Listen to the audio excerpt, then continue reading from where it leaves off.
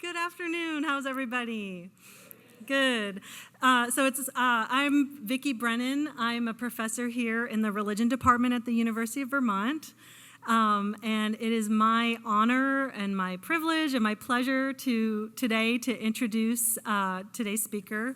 I'm going to give away that his name is Professor J. Lorand Matory. I know him as Randy. I'm going to try to refer to you as Professor Matory to sort of honor you today. So I have known Professor Matory since I knew him in person. I encountered his writing in graduate school where it was in a course on Yoruba culture and history that I read his book, Sex and the Empire That Is No More, Gender and the Politics of Metaphor in Oyo Yoruba Religion. I was a graduate student in anthropology at the University of Chicago, which is the same program that produced Professor Matory. So even though we weren't there at the same time, I feel as though we have been molded by the same institutions and disciplinary ways of thinking. We even shared a dissertation advisor. And yet, his approach to the study of Yoruba religion and his approach, his sort of anthropological approach, his understanding of Afro-Atlantic religions has taken him in directions very different from mine. And I've been so excited for the past 3 years now. Is it 3 years? Maybe longer. 4 years now to be collaborating with Professor Matory on the Spirited Things exhibition that opened at the Fleming Museum this morning. Yeah.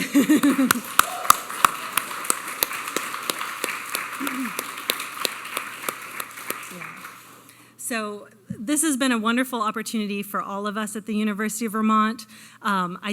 I'm going to speak for the staff of the Fleming Museum who are here, for them, this opportunity to bring these objects that Professor Matory has collected from Cuba, from Haiti, from Brazil, from Nigeria, from Benin, here to Burlington, to install them in the Fleming Museum, some of them installed in the way you might conventionally expect museum objects to be installed, on a display, under glass, but many of them assembled into altars.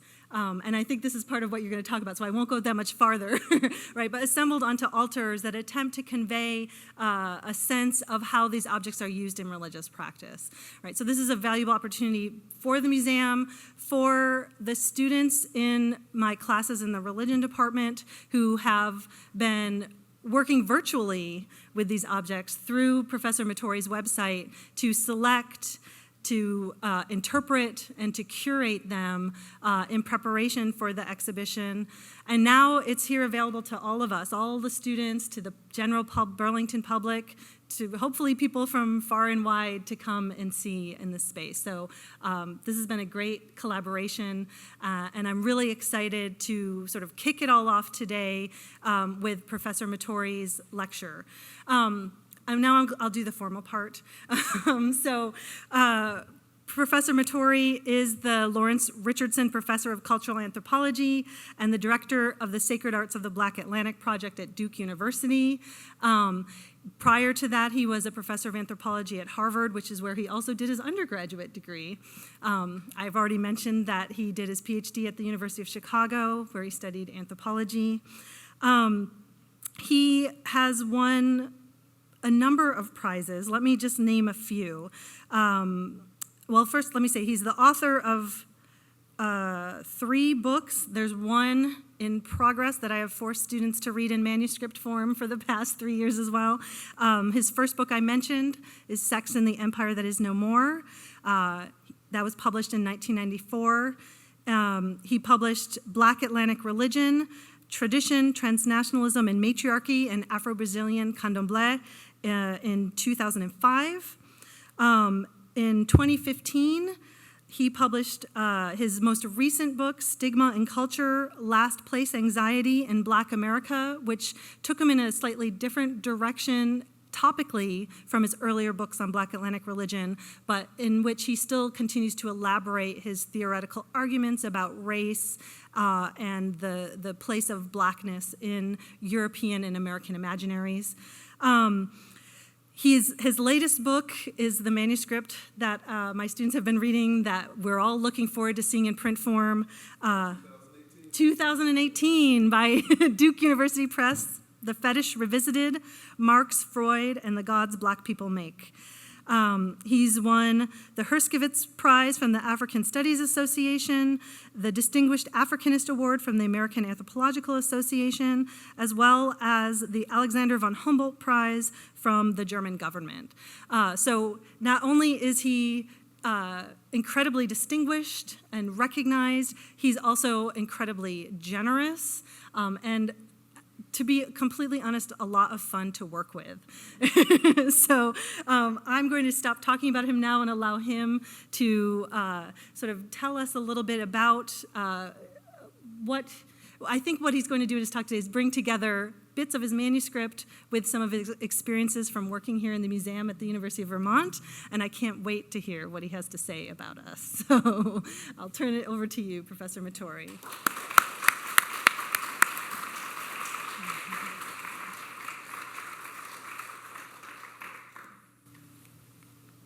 We begin all things with a salutation to Eshu. Eshu Lari, Lari Eshu. Hear our pleas, because he's a god of communication who can turn things upside down or right side up. I'd also like to thank my colleague Vicki Brennan very, very much, and her classes of the past 4.5 years, I've just calculated, that have devoted incredible energy and genius to the use of artifacts that I love so dearly, but have developed new lessons from them and really substantially guided the exhibition that opened today. I'd like to thank Willy Zapata, who mounted an altar of Santería, a trono de cumpleaños, a birthday throne for us. Oh, you can't hear me well. Okay, let's see. So I'll turn up the volume, How's that? Is that better? Okay. So again, I'd like to thank my colleague, Dr. Vicki Brennan, and her classes, who over the past 4.5 years have done so much to develop the lessons of this collection that is on very partial but very substantial display at the Fleming Gallery now. I'd also like to thank Mr. Willy Zapata, who is a priest of Santería, the Cuban worship of the Oricha gods, who mounted a birthday throne in the Fleming Museum. It's the largest and most spectacular of the altars that you'll see and experience. I'd like to thank Susan Davidson. Where are you, Susan? Susan Davidson. Oh, there she is. That's Susan Davidson herself, who directs the James P. Marsh Professor-at-Large program and has been so helpful in getting me here and making me available to a general public and allowing me to learn from all of these opportunities. I thank the staff and curators and director of the Fleming Museum, and I'm going to say much more about you later, so just let me send my heart out to you right away.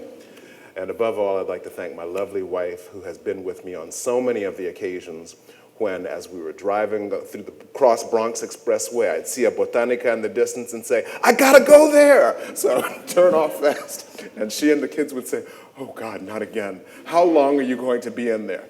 And I said, oh, not long, just a few minutes. And she can tell you the truth about how long it really was. But beyond that, in countries all around the Atlantic perimeter, she and our children, Ayo and Adu, have helped me lugging back ultimately multiple tons of beautiful embodiments of spirit from all around the Atlantic perimeter. So I'd like to begin with an introduction to Eshu. You have here, oh good, let's see. Oh darn it. You have here a pair of Brazilian Eshus, an Eshu, a male, and an Eshua, who were made for me by my best friend in Brazil, Hamilton Costa, priest of Candomblé. Let's see, here is my Eshu Elegbara from Benin Republic. Here is the Elegua Aje of my padrino in the Cuban tradition. He is an Eshu, a lord of communication concerned especially with wealth. And yeah, so that's my circumatlantic family of Eshus. I have my own Elegua at home now. He's presiding over this presentation today. He is at the museum currently taking care of the gods.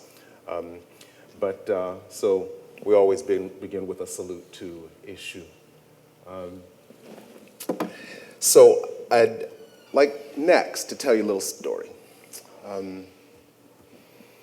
It's probably the most common story told in the traditions of Brazilian Candomblé, Cuban Santería, West African Yoruba religion, and the Shango tradition of Trinidad.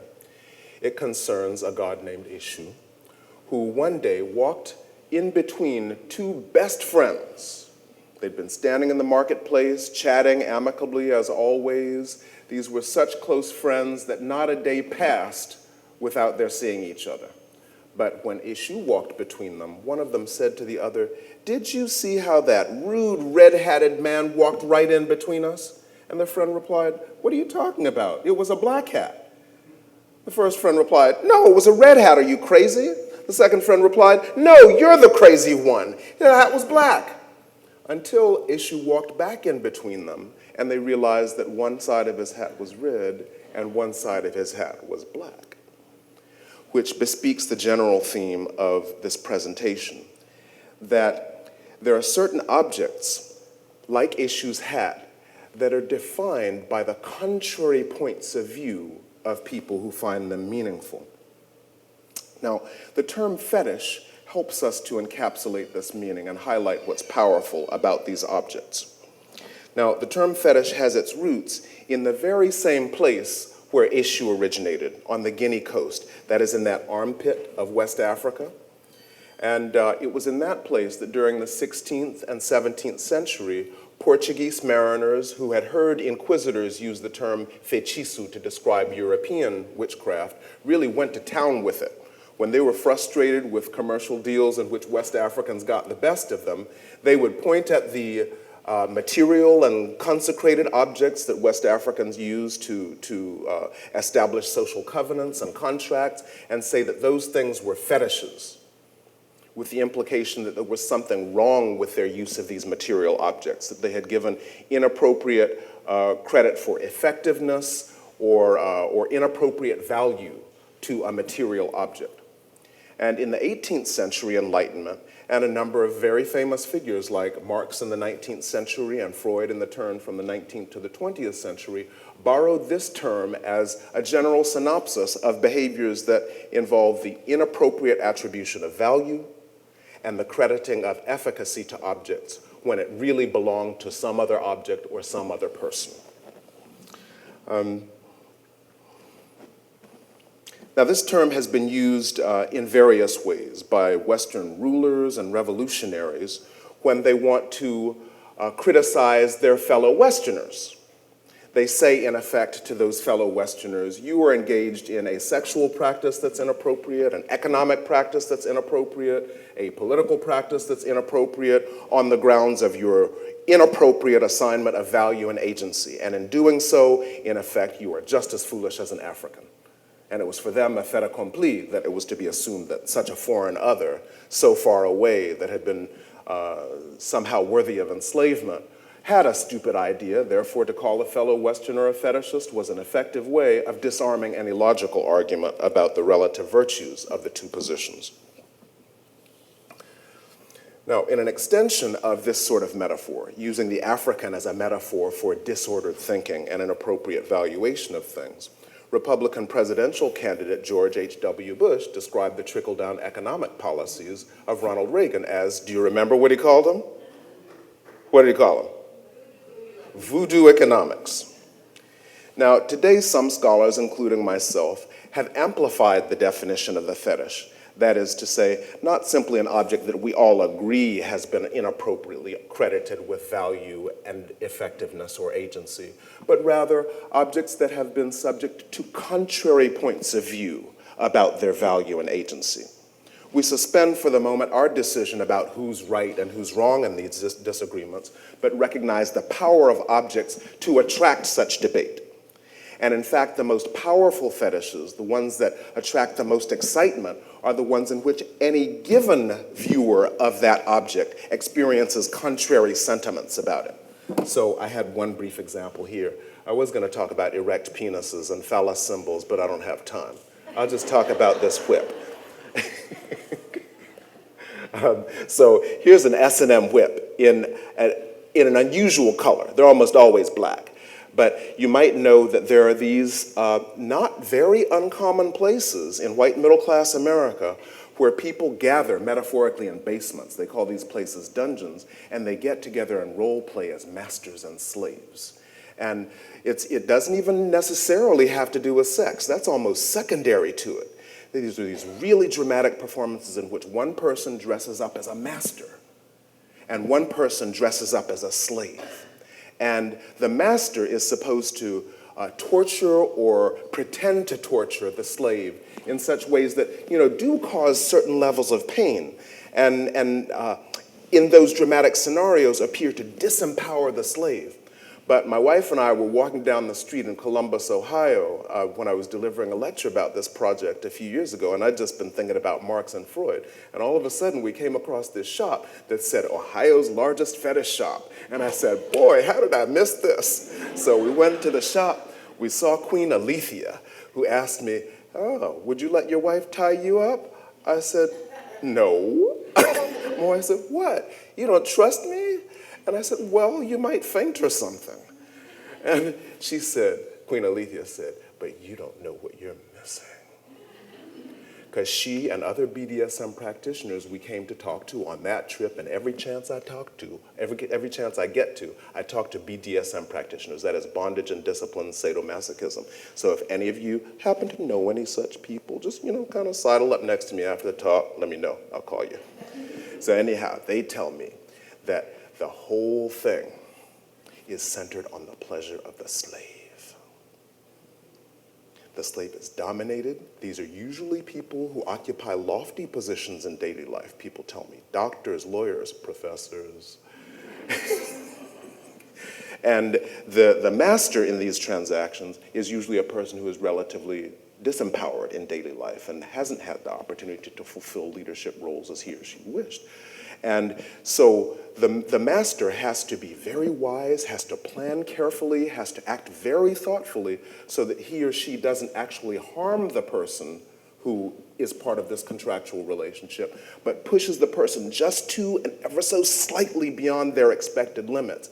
And it produces forms of ecstasy that they say, I have never experienced before, and no one could. Are you with me? These are deep experiences, apparently.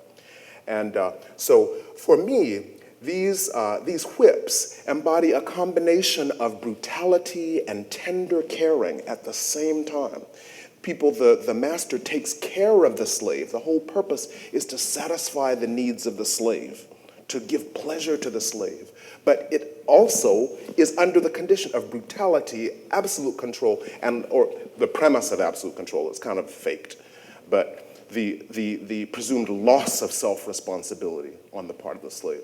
And the reason that I point out that this is a strange color is that almost all of the leatherware in BDSM is black. It's literally black skins. These white middle-class populations dress themselves up in black skins and perform the roles of masters and slaves, especially slaves. So I think there's something to this that I'm not going to go into deeply here. But I like the pink one because it was special. So that's the one I bought for my wife for our 25th anniversary? And so, anyhow, I love that whip. So, anyhow, so the point being that very contrary emotions are often embedded in the same object, and that's one of the things that make those objects especially exciting, especially attractive. Foci of moments of mutual criticism between opposite parties and torn feelings within an individual, which produce a certain level of excitement that Freud defined as the most enduring of fetishes. So I'm not interested so much in who's right and who's wrong in defining these objects as in a type of semiosis or meaning making that I hypothesize is very common not only in the intercultural encounters of the sort that happened on the Guinea coast in the 17th and 18th century, but wherever people of different genders, races, sexual orientations, and ranks need to negotiate their roles with each other with reference to objects, like who owns what, who gets the right to do things with what, and so forth. So that's what the Spirited Things exhibition is about. at its theoretical foundation. Concretely, it's about a family of religions with the same geographical origins as this term fetish. And these are religions that were for centuries the exemplary targets of the accusation of fetishism. The traditions that are treated there are West African Yoruba religion, which came from the very place, the Guinea Coast, Brazilian Candomblé, which was practiced by enslaved peoples who were taken to Brazil, but then people who were able to free themselves. The rates of self-manumission in Brazil and Cuba were much higher than in the United States, and some of these people prospered enough to travel back and forth between Brazil and the west coast of Africa, trading, selling Brazilian merchandise in Africa and African merchandise in Brazil. Cuba has a similar tradition called Santería, or regla de ocha, which is very similar to the Brazilian tradition, which suggests to me that there's been continual communication between free people in Brazil and free people in Cuba. And I have some documentation of it through the archives, but it's worth documenting and investigating further. There's a similar religion in Trinidad called Shango. So Haiti has its own religion that has been not exactly isolated from the transatlantic back and forth, but much less central a part of it. So its religion has been changing very, very richly ever since the revolution of the turn of the 17th to the 18th to the 19th century. So it's rather distinctive. Its gods are called not Orisha, Orichas, or Orishais. They're called Lua.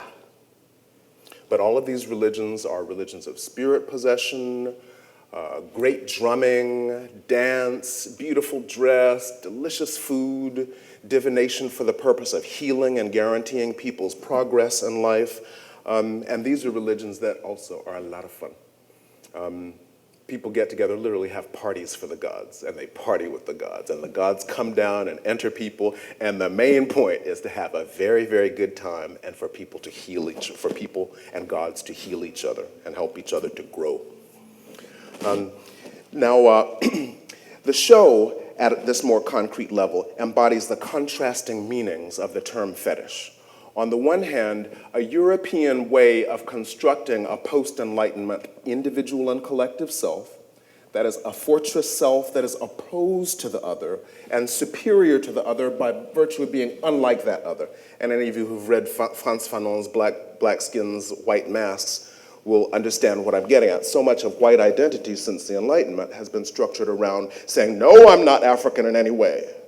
All of those things that are natural to human beings or that exist in most people, like criminality, anger, sexuality, earthiness, sentiment, powerful emotion, they'll say, oh, that's a black thing. We're completely cool. They're natural, we're industrialized.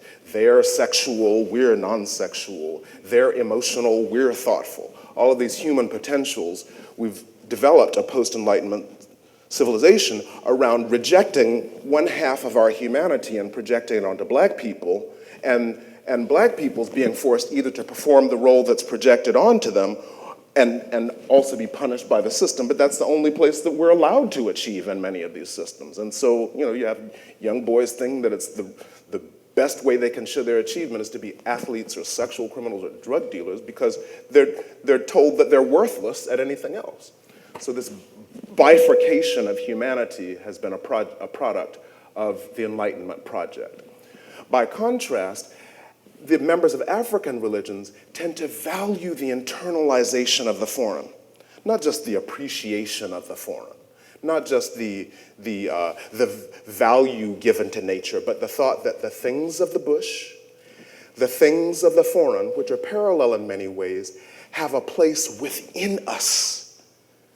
Each of us is a vessel of multiple spirits, most of which are exogenous. They come from our ancestral long ago, from the bush, and from places far away, and each of us is a vessel of multiple spirits. And the spiritual virtuoso, the wise person, is one who can manage the multiple spirits that come from multiple places, like the dance. The chief metaphor of these religions is the dance. They're called danced religions. And the dance is always communal. There are a bunch of people in there within us and between us, and that's just normal. There's no sense that otherness or foreignness equates with unworthiness and the opposite of who we should be. It's not that otherness is melted into the self remains heterogeneous. And I used to call this phenomenon ambivalence because I'd been reading a lot of Freud.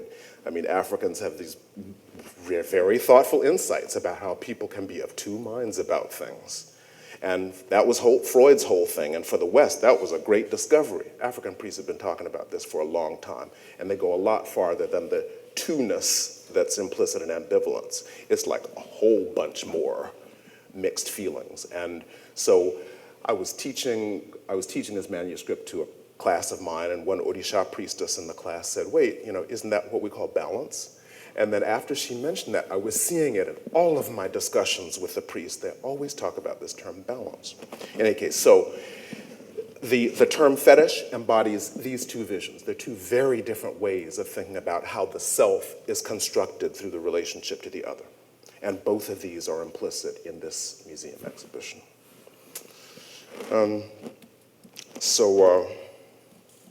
All right, so today I'll be addressing three specific themes. One is how the Afro-Atlantic priests make gods. Two is how the Western Museum makes gods.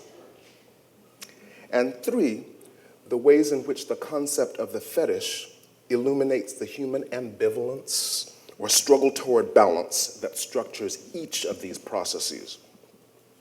Now, one of the most consequential rhetorical uses to which Western thinkers have put African gods is Marx's critique of capitalism as the fetishism of commodities. He argues that the entire value of a commodity or good that was produced for sale derives from the amount of time that the workers collectively put into making it relative to the amount of time that the workers collectively put into the making of objects for which it's exchanged. Is that clear? Tell me if it's not. Great. Don't be embarrassed if you don't get it, because I'll say it again. I'm inching toward clearer and clearer explanations of this concept, and if I haven't gotten quite there, that's my fault, but I'll get there. All right. So that's what he thought constituted value. He said most people in a capitalist society don't realize this. They imagine that because you can exchange 10 sacks of wheat or its cash equivalent for, say, one overcoat, that must mean there's some shared, invisible, ghostly substance inside wheat and inside overcoats, and there just happens to be 10 times more of it in the overcoat than there is in the sacks of wheat. You still with me? Okay. He said the imagination of this invisible, ghostly substance is nothing but fetishism. It's like as stupid as Africans thinking that an object that they bow down for or make offerings to is affecting their social relationships or affecting their health in any way. So this ghostly illusion justifies the capitalists paying the workers not the total value of their production, but only part of it. And over time, less and less of it. And the capitalist skims off part of the sales value for him or herself, even though he or she didn't do any of the work to produce that object.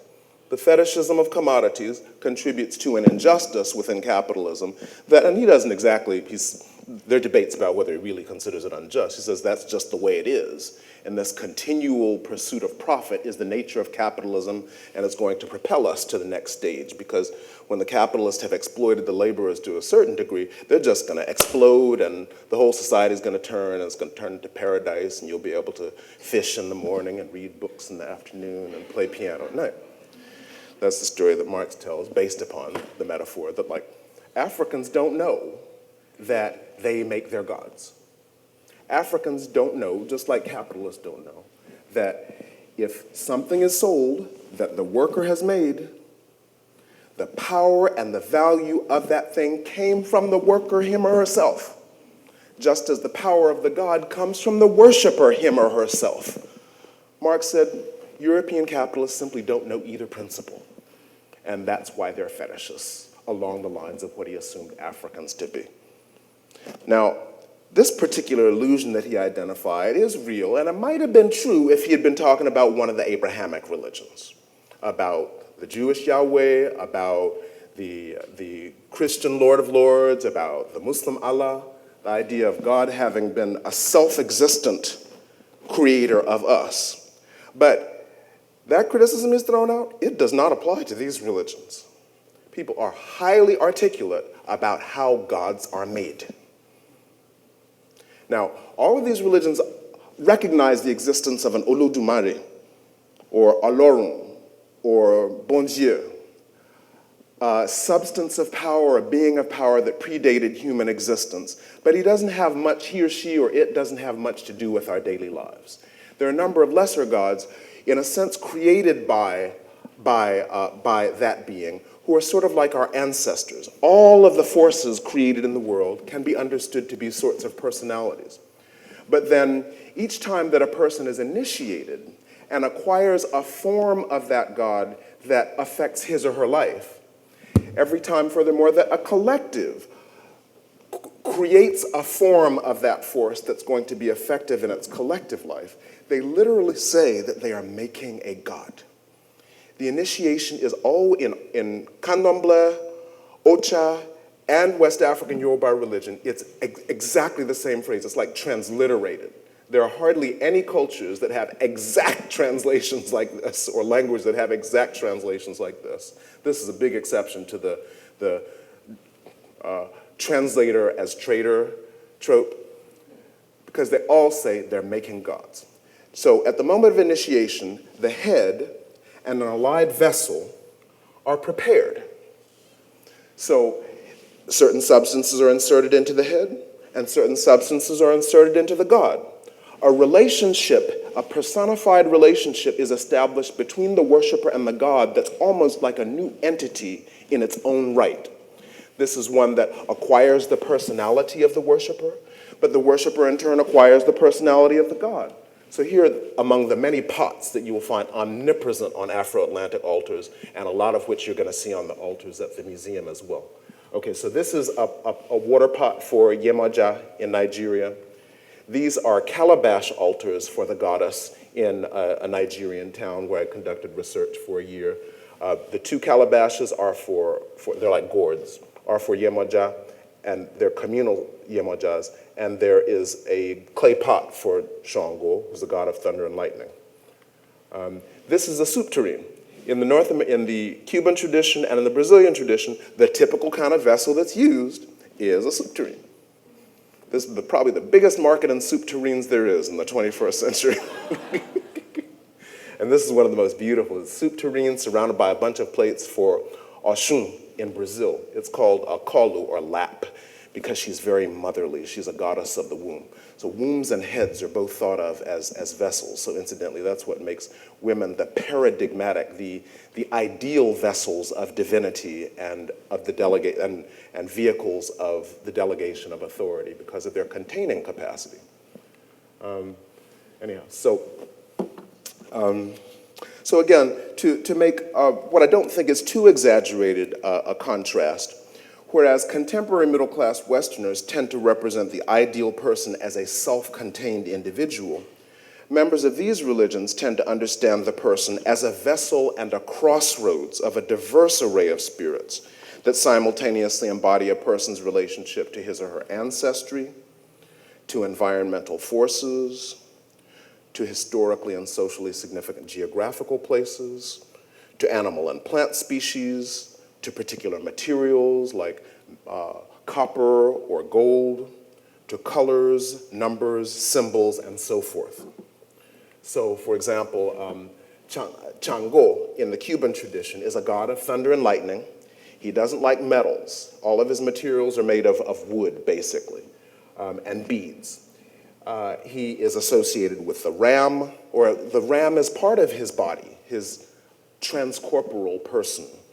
The leopard is part of his body. The baseball bat is part of his body. You're going to see this beautiful baseball bat on the altar, the birthday throne.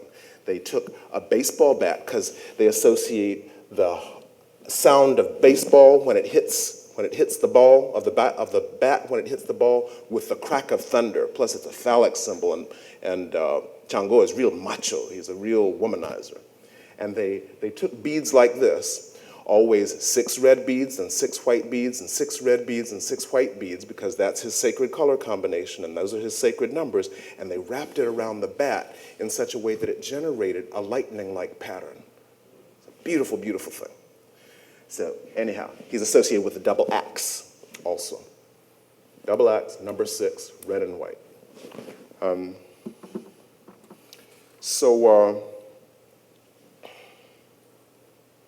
Now, these lesser gods, or orisha, embody understandings of social situations and traumas and dilemmas and patterns of problem solving inherited from our ancestors and our great teachers. Chango, for example, is a very capable administrator, a sort of bon vivant, but he's also capable of, he's also sybaritic. That's an old-fashioned word. He likes pleasure. He can get carried away sometimes. So the part of him that is in us, and especially in the people who are devoted to him ancestrally, is that they often get fat, sometimes a little lazy. Now, I'm speaking as sort of his paired personality, the opposite male personality, and that is Ogun. And Mr. Zapata mentioned to me today when I'd said Ogun is the god of iron, and a lot of people say he's the god of iron and war, and in the Haitian context, revolution. But Mr. Zapata pointed out he's also the god of work, and that's me. I work hard. I work 18 hours a day. I will not stop, and it's often joyless labor. I'm saying, I've got to finish this. I've got to finish this. I won't stop until I finish it. I work really, really, really hard. I like having finished work. I'm very proud of it, but the part of me that's Ogun, and that's a big part, is a joyless laborer. So in any case, these are their personality types, but they reflect historical situations. Like you'll see the encounter between Ezili Danto and Ezili Freda, which we struggled a lot about in the captions. These are Haitian goddesses. Danto is a dark-skinned motherly goddess. And you might know that in Afro-Atlantic communities, that is in the Western Hemisphere, very different opportunities are given to lighter-skinned people and darker-skinned people, especially women. And so Danto is motherly. She was abandoned by her husband. She's kind of angry. Ezili Freda is a lighter-skinned woman. She's defined as the essence of beauty and vanity and coquetry, and she's very interested in men, and men are very interested in her, and she's sort of a negligent mother. So these types embody for Haitians a historical experience of contrasting opportunities, a history of who tended to be mistresses of powerful men, who tended to have to be more enterprising to take care of their kids, and et cetera, et cetera, et cetera. So they embody a set of dilemmas, a set of tensions, and a lot of Haitians say that both Ezili Danto and Ezili Freda reside within every woman. Are you with me? They present a dilemma. It's not like, like stereotypes, like everybody's exactly one way, but that multiple potentials lie within each of us. And given our ancestry and our social situation and the history of the place that we live, in some places, some forces have been made stronger and others have been made weaker. Are you with me? Okay. So some of these forces affect us in involuntary ways. However, through rituals requiring the cooperation of people who share these inherited understandings, priests can craft these spiritual understandings or configurations into beings. People or beings we can actually talk with in spirit possession ceremonies. At the ancestral altar, we talk to our ancestors because we keep the water vessels filled continuously with clean water. We present them with perfume, with candles, and when the water bubbles, they speak to us in a physical sense. The Orisha tend to speak to us mostly through divination, through the casting of cowrie shells, for example, or the casting of palm nuts. But most dramatically, they speak to us during spirit possession. Literally, people who had no intention of getting possessed, who did not want to get possessed. At the height of these collective ceremonies where the drumming is powerful, the incantation is powerful, the sacrifices have been made correctly, people have performed their ritual roles correctly in soliciting the help of God, of the god of herbs and so forth. a person just changes. Like I'm standing here talking to you in sentences with this kind of gestures. All of a sudden, sometimes, let's say I had Oshun as a goddess or Ochun as a goddess. All of a sudden I'm doing like this. And it's not like I wanted to. I've learned my whole life that's not how a man is supposed to act. But this being has been created because some part of that person's being, even if the person spent a lot of time resisting it, that being needed to be taken care of and talked to. And that being enters people's bodies, it talks. And I'm a skeptic. I don't believe in anything supernatural, really. But I see people I trust. I know not to be liars. I know to be timid people who do not seek center stage. And suddenly, Mami Maud, whom you'll meet when she comes in October, on October 10th, I think she'll get here. Like, she's very demure, she's quiet, she's retiring, she runs this very complex temple in Jacmel, and most of the time she hangs back in the corner. She lets all of the other priests take control and show off and do their thing, and all of a sudden her Ezeli Dontor comes down, and she's running the show. And she sticks a knife into people's bellies. She did that to me once. That's another story. Because she wants to marry me. The goddess wants to marry me. Anyhow, and I said, sorry, I can't. My wife said, sorry, she can't. No, she didn't say sorry. She said, no, that's my husband. In any case, I got a lot of interesting stories. So anyhow, but I want to emphasize that it's not like people just go off in a corner by themselves and invent a god. This requires collective activities, an esprit de corps. You all have felt that, like at a UVM. What's your sport here? Lacrosse? Hockey, sorry. People do say stupid things, don't they?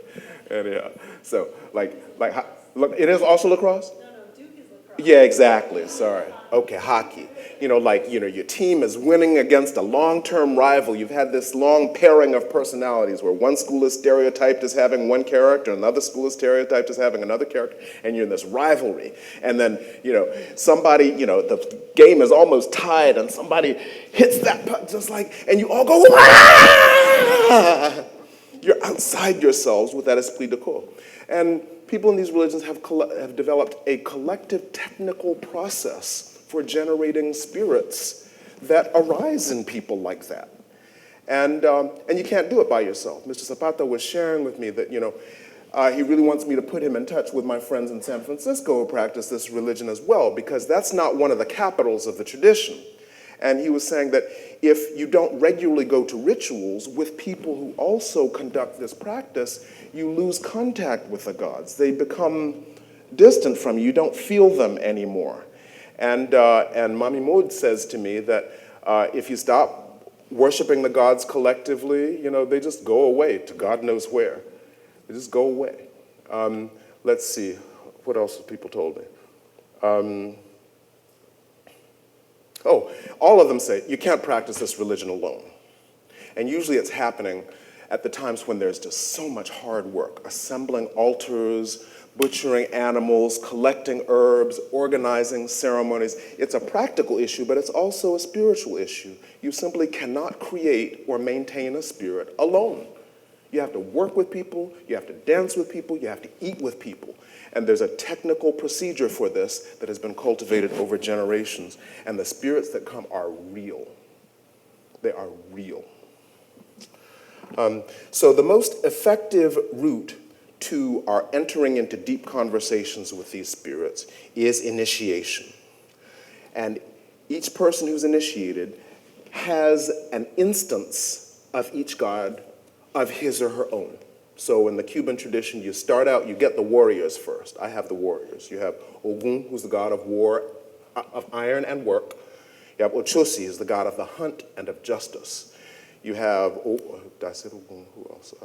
Osun, who is sort of a spirit of your fate, and Elegua, who's the lord of the crossroads. And these spirits join you, and through objects and through applications to your body, they become part of you. And then in the most serious level of initiation, you get 5 additional gods, almost always Yemayao, the goddess of the sea, Ochun, the goddess of the river, who else? Chango, the god of war and iron, and typically 2 others who are special to you. You get a whole set of these gods. And you have to maintain them.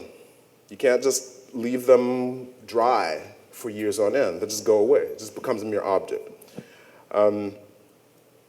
So it's through communities of worship that these gods are created and maintained.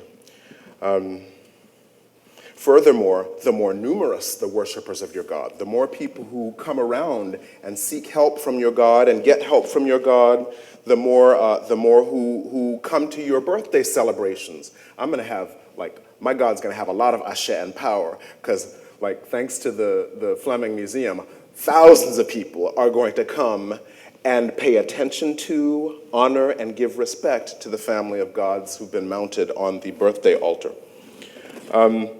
So the more people come, the farther away they come from, the more regularly and sumptuously your gods are fed, and the people who come to see the gods are fed. The more consciously and beautifully the gods are adorned and kept clean, the more power or ashe they have. Now, the final point I want to make about the making of these gods is an element of ambivalence, or the forces that are struggled with in order to balance. That is, in these cosmopolitan religions, the spirits that occupy a person's body are said to come from far away, either from the bush or from foreign lands typically, or from the distant past, but typically foreign.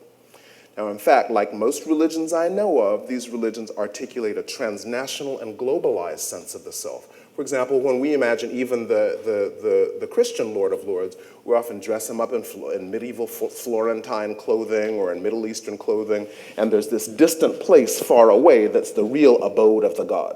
All right, is this consistent with your imagination of the Abrahamic God? Yeah, foreignness is a typical adjunct or metonym of divinity. But it's very explicit, and you can see very worldly manifestations of it in the altars of these made gods. So, for example, they regularly contain cowrie shells, which typically came from the Maldive Islands and were the currency of the slave trade. Venetian glass beads. The Venetians invented glass beads in the 14th century, and Africans were on that fast. They said they wanted the best, which was one of the things that made the Portuguese and the Dutch jealous, and such that they would call them fetishists, because the Venetians made better beads than the Dutch, and the Portuguese did. Also, English, Dutch, and French alcohols. They're omnipresent on the altars of the Afro-Atlantic religions. Now, these foreign forces and objects are comparable to wild animals and the bush in their exogeneity. They come from other places. But in these nature-loving religions, to say that foreigners are like the bush or like beings from the bush is not an insult. It's not an insult at all. Now, to the same degree, and I don't think this is an unfair contrast, post-Enlightenment Westerners have emphasized the fortress-like discreteness of the individual and, by extension, of the territorial nation, and emphasized that discreteness by constructing the African and his or her practices as the opposite in every way.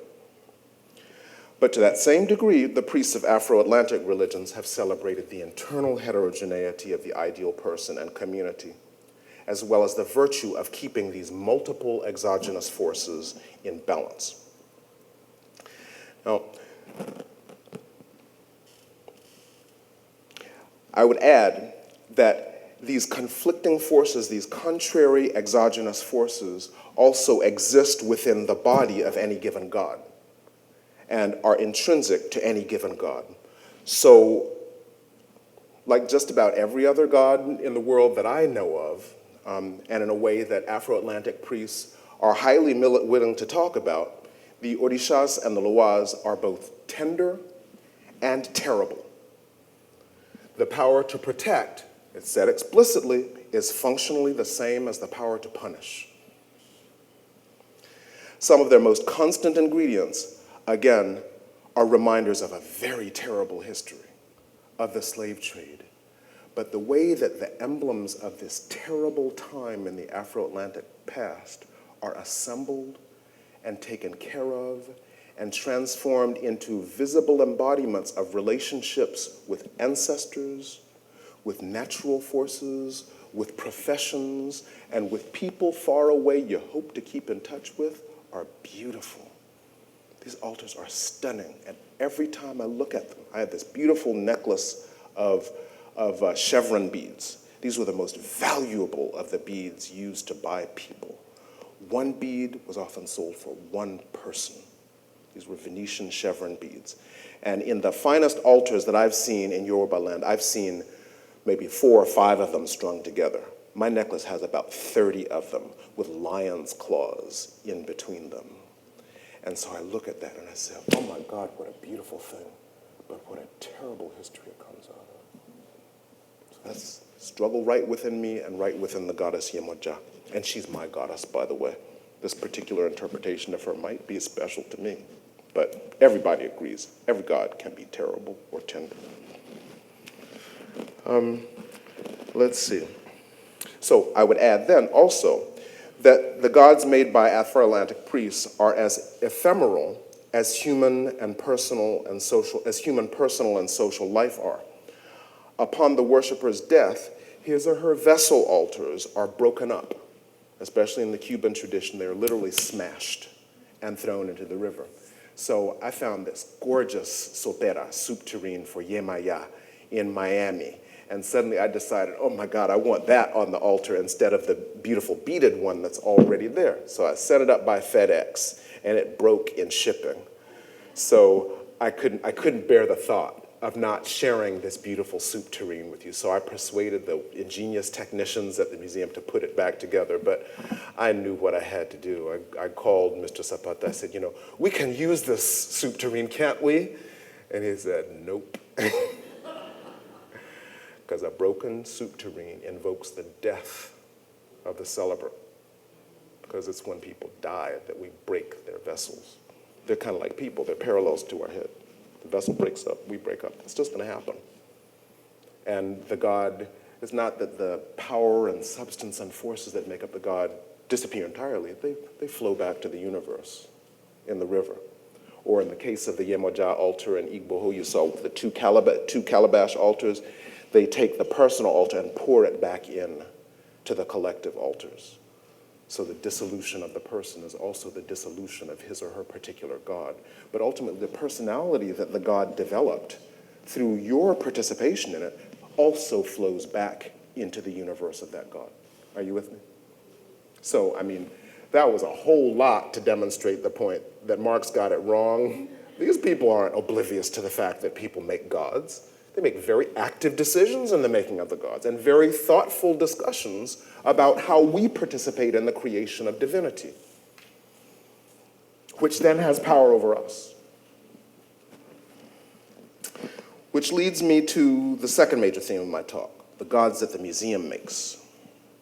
Now, for their tireless and inspired work on this exhibition, I would like to take this occasion to thank my dear colleague, Professor Vicki Brennan. Again, this wouldn't have happened without her because, faculty input is the main thing that moves universities. And her students. Student input is really important too. It might not feel like it now, but you are very powerful people in your university, especially when you graduate and they're counting on you for donations. You write a letter of complaint about anything or anybody, and the president will move to address it. So it was because of your thoughtfulness, your interest in this project, your ideas also, that it came to fruition. I'd like to thank the director of the museum, Janie Cohen. Where's Janie? Janie right there.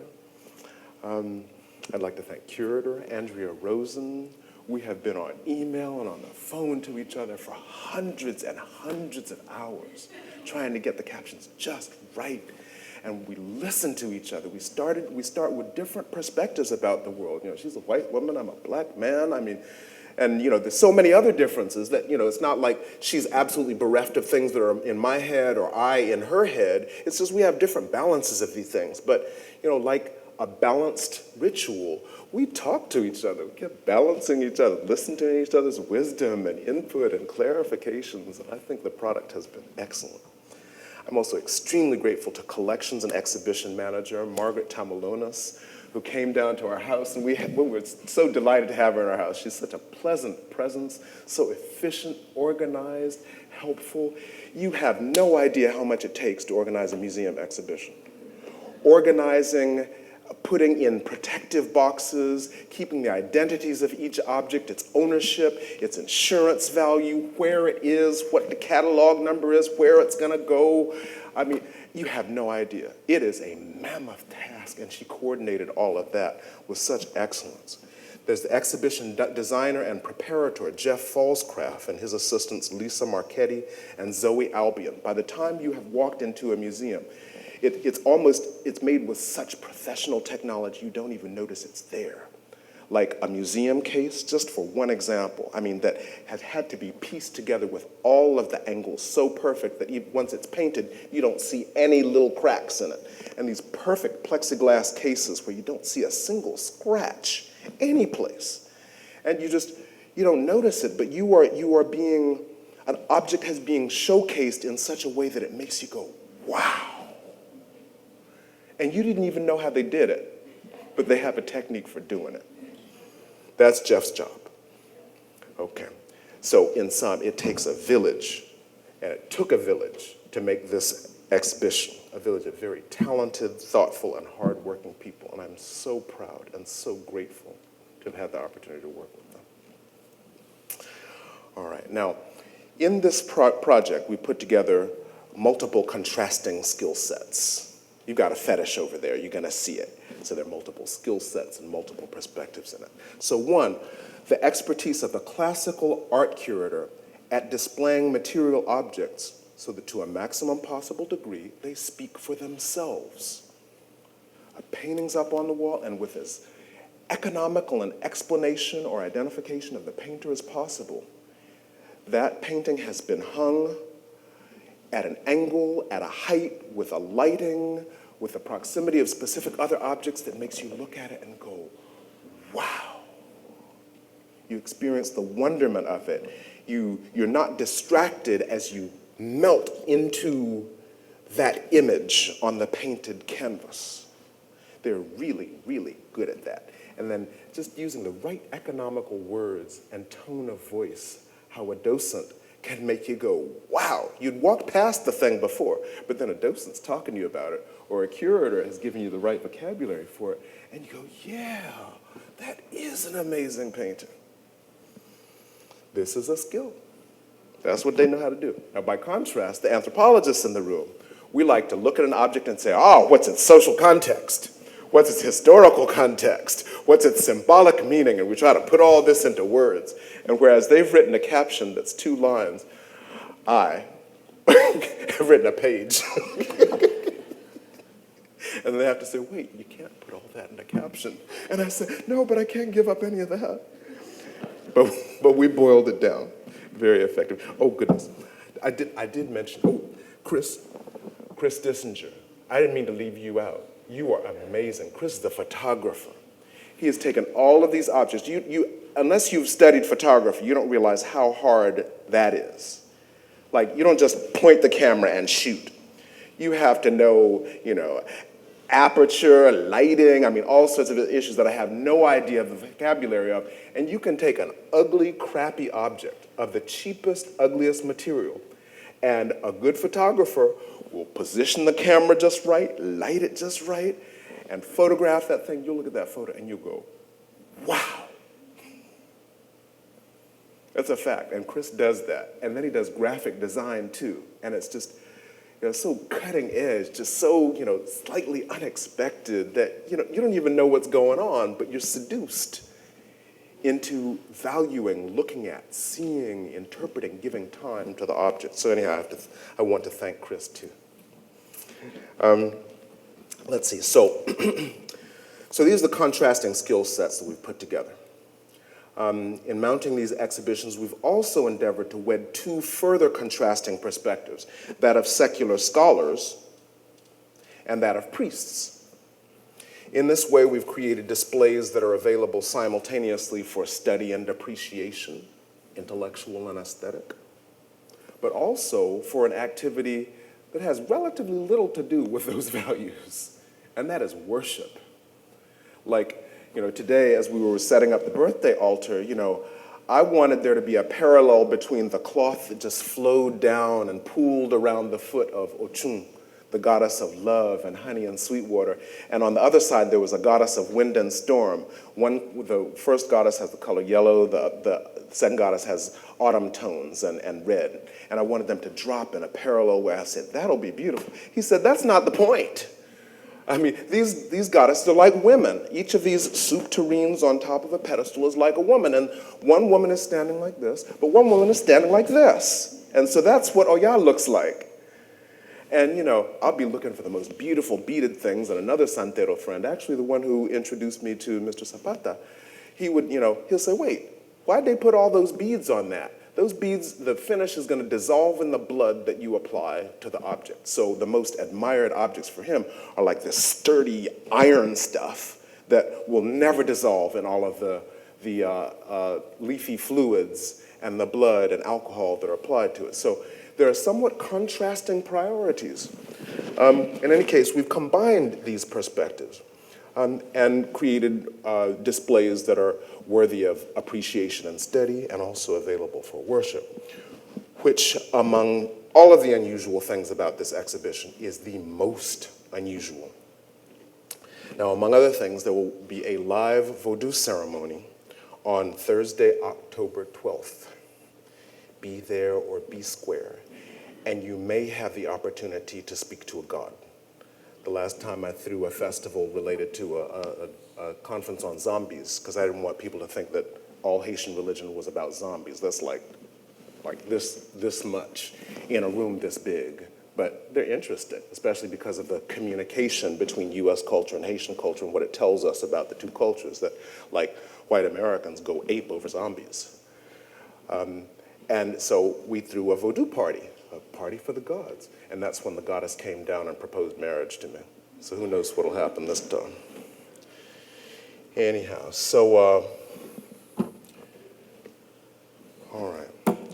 So I wanted to share with you the idea that even though this is a very unusual conversation between secular scholars and priests, it's not entirely unprecedented. The presence of African gods in the Western Museum is not entirely new. They lived in the Western Museum for at least a century and a half. But usually, they've died first and been resurrected as sacred things of another sort. No longer subjects in their own right, but objects imbued with a spirit of royal mastery and imperial possession in the collections of 18th and 19th century European monarchs. Standing there in a curio case, they represent the breadth of the king or queen's command, the territories, the number of people he or she can wrest objects from, and thereby demonstrate that those people are not entitled to a subjectivity distinct from the royal master's own. Those objects become vessels of the spirits of those European royals, demonstrating their wealth and the geographical expanse of their dominion and supervision. In the mid-19th century, many of these collections became the core,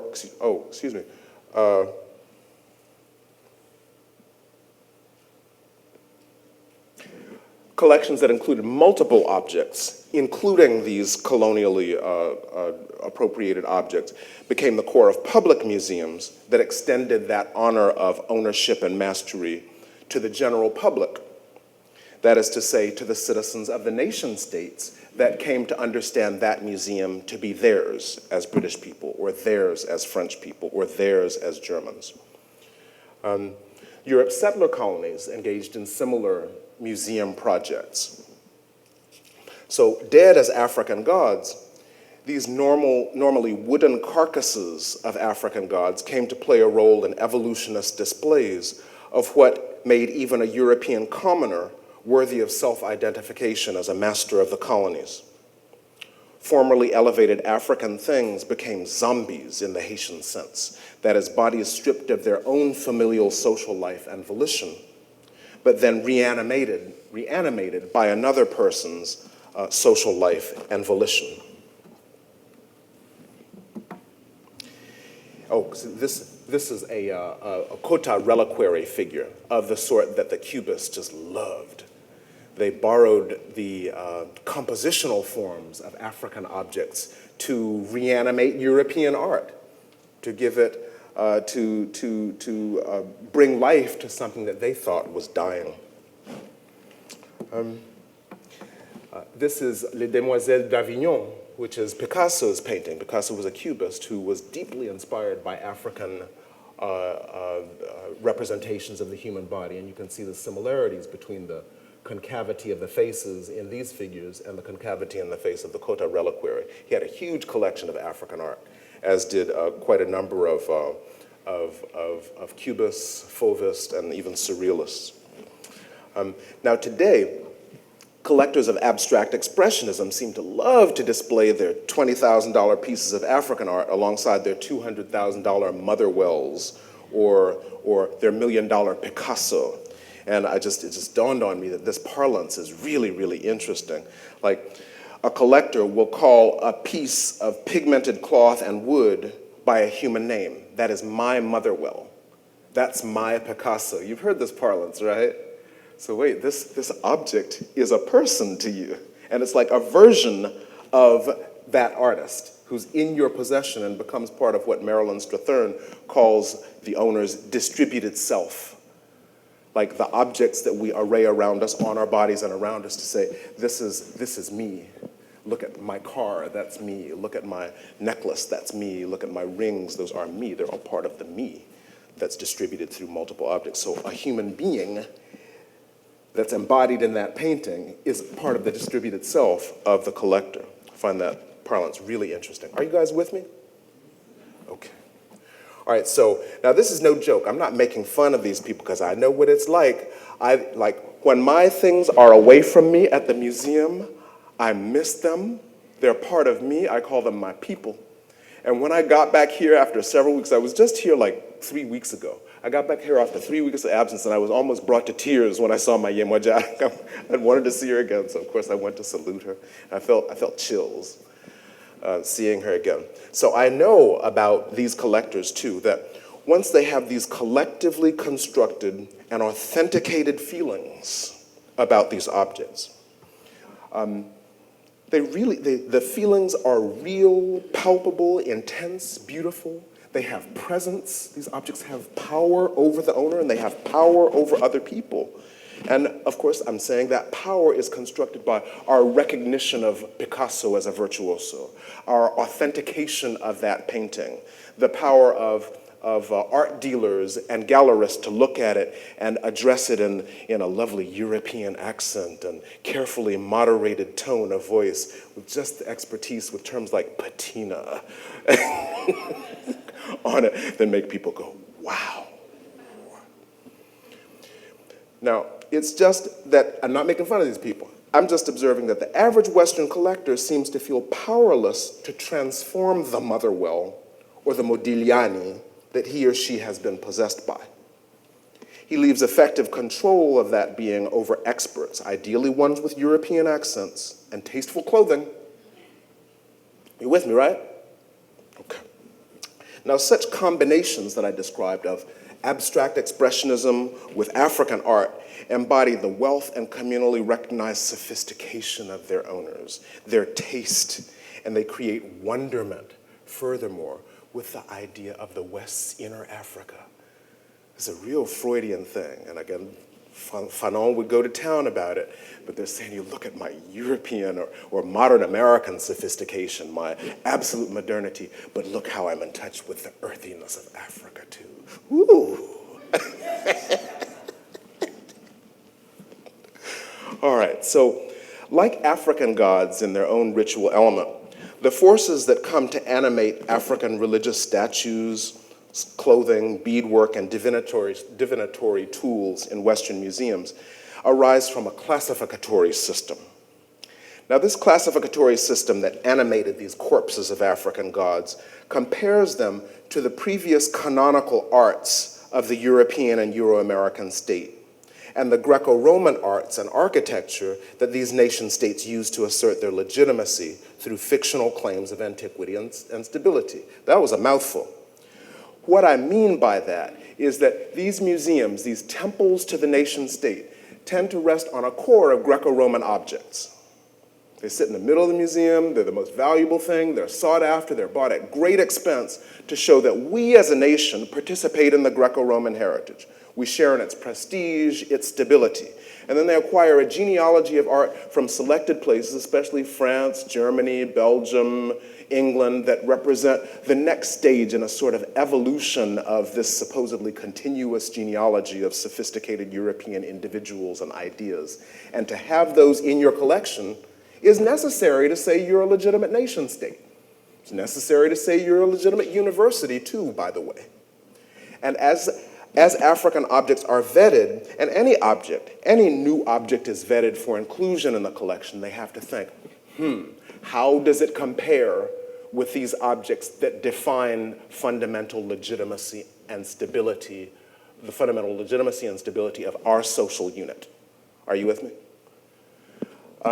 And sometimes they seem to have nothing to do with it. Sometimes they seem to have contributed to it like this. Sometimes, audiences can't see that it has anything to do with it, and especially when the donors can't see that one thing has anything to do with another, it's a little scary.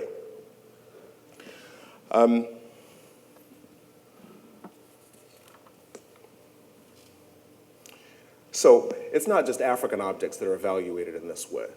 New artistic trends and the works of new artists, or really the material objects that arise from their activities, are evaluated for their relationship to a body of canonical Western things that legitimize. So as a consequence of their exteriority to that canon, by and large, African gods have usually been relegated to museums of natural history or ethnology, based on the assumption that they play no part in the genealogy of aesthetic and philosophical innovation by individuals who count. Instead, these cadavers of African gods typically stand in for whole tribes that are assumed to be isolated, historically changeless, and therefore lacking in the qualifications to decide their own fate. At best, these corpses are presented as evidence of a type of unself-consciously childlike, savage, or elemental creativity. I like that word, elemental. I've heard that a lot. For better or worse, that individual citizens of the so-called civilized but effete Europe have left behind. Are you still with me? I don't see many nods. Well, okay, there's this Freudian logic, which is part of the evolutionist scenario, that primitive people and neurotics and children are somehow like each other, that they reveal something that's in us all, but they've just either never learned control over it or they've lost control over it, but they reveal something that's inside us all. So African art returns us to the elements of a primitive humanity that's been pasted over by the facade of civilization. You've heard these cliches, right? So in any case, I think that was some of the reception of Gauguin, Picasso, Modigliani, Brancusi, and Braque, among others, and part of a certain type of reception of African art within the Western Art Museum. Now, in the museum, the power animating the corpses of African gods normally comes, therefore, not from the effort of the original artist or of the ritual community that once animated them, but from their own, quote-unquote, authenticity. And that authenticity is defined from their coming from a deep and distant past unaffected by global exchange, and from the credibility of its ownership, by some European artist, collector, or dealer. So again, they've become zombies animated by the spirits of Europe. Most recently, African gods have also come to embody the idea that people of color belong within the national community because the works of people like them, works created by people like them, belong in the collection. Are you with me? So that's another kind of spirit, the spirit of minority inclusion, which, of course, the people who created these objects weren't minorities. They weren't people being excluded from a political system, but they've acquired the spirit that makes them useful for that purpose. Are you with me? Okay. And it's a real spirit. I mean, I can't deny that that might be part of why I love the Museum of African Art. Now, it might sound as though I'm complaining about the death of these African gods. That's not all I'm doing. They have indeed typically been denied their favorite African foods, their beloved home communities, as well as the African music, dance, candlelight, smells, and aspersions of of alcohol that they enjoy. But no, I also think they've been given a new life by their enshrinement in the museum. And I've always loved going to museums, especially the Africa wing. It's my favorite part. And when I'm there, I get possessed. I get chills. I feel it in my throat, my belly, my tear ducts. Do some of you feel this way in the face of art? Yeah, I feel it. This is real power. It's made by human beings, but it's real. I often feel really bad at the point when my feet and my back start hurting too much for me to enjoy it anymore and I have to go home. But I enjoy the exhaustion once I get to sit down in the museum cafe. And that's part of a spirit that possesses me too. Now, the much debated classification of any given object, including African objects, relative to the canonical Western core of music collection, of a museum collection, is one element of what Barbara Kirschenblatt Gimblett calls the museum effect. These beautiful, intriguing zombies have been selected, collected, and displayed as vivid proof of a story that the curators of the museum exhibitions want to tell about the Western audience, want to tell the Western audience about the nature of the world and the visitor's place in it. But the most exciting and moving material elements of the museum effect arise from the boutique lighting, the shrine-like pedestals, the plexiglass vitrines, the ropes, the guards. Thus, I've discovered the high technology of awe through my encounter with the museum. It works. It inspires a reverent hush, awe, and cautious movements. Do you all think about how you move when you're in the museum? People don't usually swing their arms, they walk like this. It's like they're waiting in line for the Eucharist. Carol Duncan described visits to the museum as, and I quote, a ritual of citizenship, whereby the citizen beholds the collective self to which he or she belongs. But this belonging is ambiguous.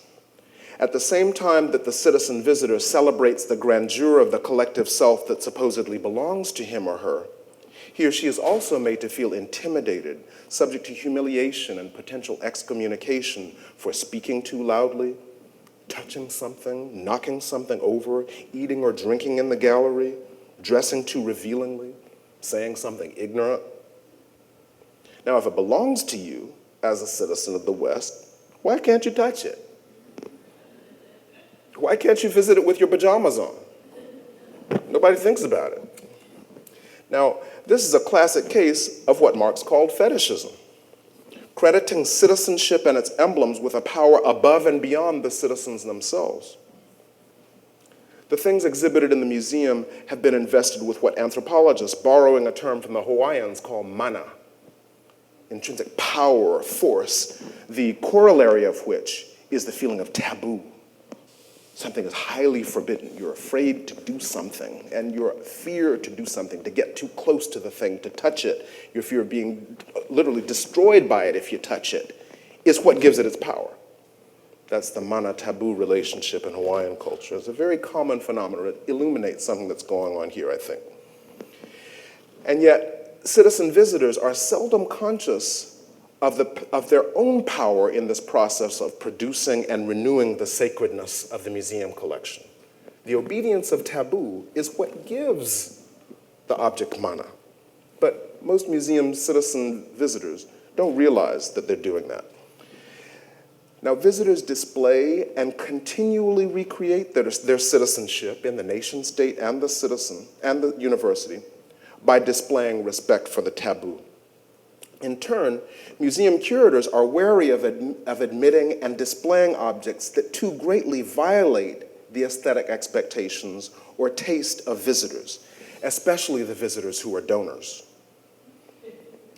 Slightly controversial choices are exciting. In Afro-Atlantic terms, they add to the cachet of the museum, partly by bringing in more paying viewers. The most exciting controversies have political implications about what they seem to recommend about what's sacrosanct in society and should no longer be, or about the degree to which artists of any given ethnic population really deserve an honored place in the museum and in the national community. But if the curatorial decisions are too controversial, curators risk losing their authority and causing visitors and donors to break the taboo, instead of feeling fear and hushed and intimidation to disagree with the authoritative decisions about what taste is. Somebody might say, ooh, that's ugly. Normally we're afraid to say that. You know, you're not allowed to say in the museum, oh, a monkey could have done that. People say that at home. But if they come in and say that, boy, the taboo's broken. If somebody says that about your museum while you're in there, especially a donor, the museum becomes an impoverished joke. Now, the museum may look like a palace and a treasure trove. It's meant to. Tall ceilings. It looks like a mansion. In fact, a lot of them probably are converted mansions. The rest of them look like Roman temples. It might look like that, but this appearance, this museum effect, as it were, conceals the financial precarity of the museum and the fragility of the very national or university community to which it is a temple. We might depend on our state lasting for a long time, but you know, I gotta say it, in the current environment, people have broken so many taboos that are required for us not to get divorced. People are now just saying it outright. And I've thought to myself, a divorce could happen. So, as the permanent curatorial staff and I wrote the captions, we worried about how explicitly we should allude to the current state of US politics, about how to resist the habit of Westerners to pity Africa and instead to present captions that, from Afro-Atlantic viewpoints, suggest the weirdness of Western ways of thinking. We deliberated carefully about whether and how to describe the dilemmas faced by university women. And since the very start of my James P. Marsh Professorship-at-Large, my colleagues, the administration, and I have deliberated over the proper role of animal sacrifice in the experiential learning that I've brought to campus, and this in an agricultural state. So finally, there are 3 secrets that I want to share with you this evening. The first is that if you want to understand what makes my wife and me laugh and cry, love and hate, understate and exaggerate, you would do well to learn something about our ancestors who periodically possess us, but we try our best sometimes through objects to manage better. Therefore, you would also do very well, if you're interested in what drives us, to pay attention to the objects that our ancestors left behind and the ones that we have been able or willing to keep. And the product is the bóveda, the tomb or the ancestral altar that you will encounter as you enter the gallery. The second secret I want to tell you is that the gods you will meet in the gallery have been fed. They have been fed in Durham. They have been fed in Burlington. And they are alive.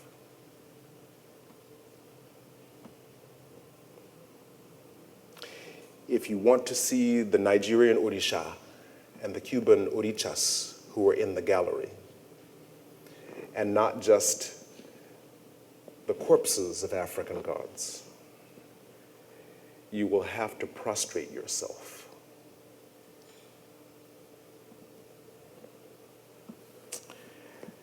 Instructions are available in the gallery if you wish to see them. And finally, if you want to meet the Haitian gods, you will have to attend the party on October 12th at 5 p.m. Please wear white if you have it, and we'll have a good time. And that's all I have prepared.